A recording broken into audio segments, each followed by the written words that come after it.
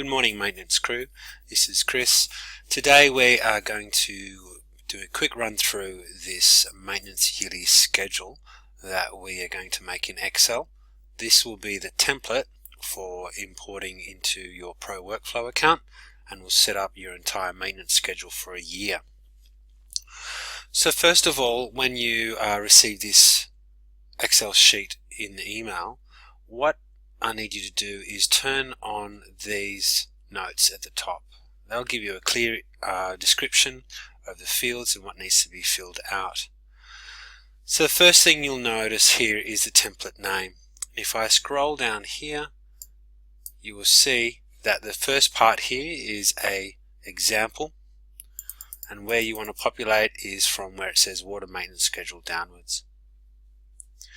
So the typical items that we already know from Wambaroo's experience is that we will have a schedule for water maintenance, sewage maintenance, plant maintenance, property maintenance, spray and essential safety measures. These are the standards that will all be common to all the camps. If you have a new schedule such as chimney cleaning or something like that, then maybe not the best example, then what you're wanting to do is add a new template in there. The structure for the template will be the template's name. In this instance it's water maintenance schedule template. Then under that there will be the tasks that need to be, the titles of the tasks that need to be achieved. One of the titles would be test water and the other one is a visual check water system. Now test water then branches into how many times that happens in a year. So for Camp Wambaroo we test our water 4 times a year, 1, 2, 3, 4, so we need 4 of those subtasks. And each of those subtasks has the description field in it. And finally each of the subtasks has the day of the year that that task falls upon. Now the way Pro Workflow works is that it determines the day from 1 to 366. So in this situation, this is the beginning of the year. Our water test will happen on day 3, then the next one will be day 68, day 133 and 198. These numbers here basically work out, for us at least, work out quarterly. So going on to the next example, the subtask in water maintenance schedule template, visually check water system. I'm going to do this 12 times a year, basically once a month.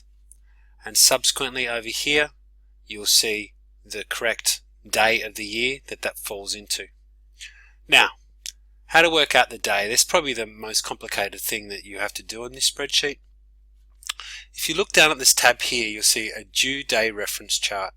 Click on that and the work's done for you. So you have 2 ways of doing this.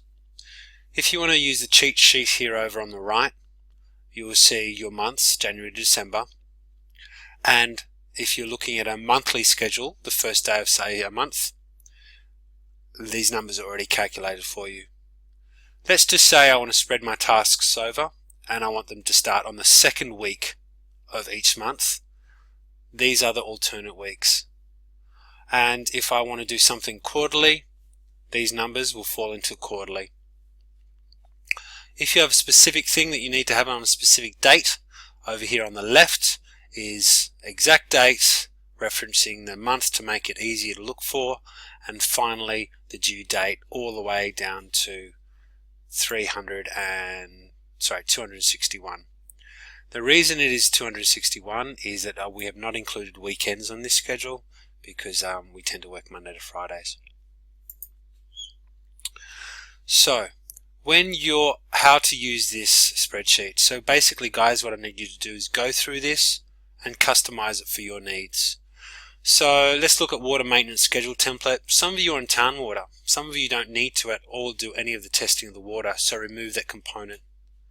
However, you still may need to check visual check water systems. If you are on tanks, perhaps you need to do regular pumps from the creek into the tank, such as Billawella.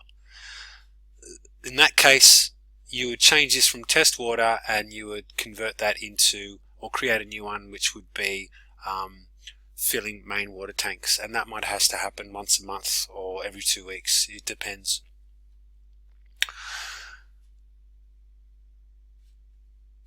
Here down, if you look at down the bottom, your sewage maintenance schedule, we have a septic system here, we don't have town. If you have town services and you don't need to do any testing, you can remove that component, not a problem at all. Plant maintenance, here everyone has different items. We have a big generator, chainsaw, tractor, lawnmower, slasher. I can stick those particular items that I need in there, what the actual job is, and the action that needs to be taken, and the days that it's going to fall on during the year. Say plant maintenance, we might service this down in the downtime in winter, and these days over here will reflect that using the due date reference chart. Spray maintenance, this is an important one. For here, we do need this information for OHS reasons: product location, application type, rate of application times, wind speed, humidity, temp. Those need to be included. Scrolling down, essential safety measures. This is universal to all the camps as well. You may have customization in this one. More than likely it will stay very similar. However, everyone has slightly different setups, so you can customize that as well. One thing that you'll finally notice in all of the descriptor fields here is that the results and action taken. This is in pretty much every single field. So here what you put in the descriptor field is what needs to actually occur.